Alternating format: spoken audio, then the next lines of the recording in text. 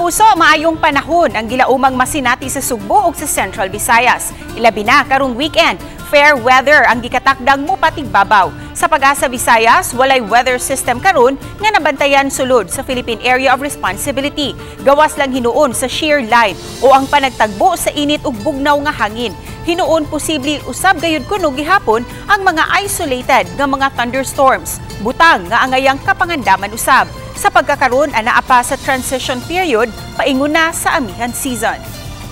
So within 3 to 5 days, wala tayo expected na LPA or bagyo sulod sa atong PAR. So kining shear line ang panagtagbo ng bugnaw init na hangin nakaapekto sa Central Luzon o kining northeasterly wind flow o hangin gikan sa amihan ng silangan sa Northern Luzon.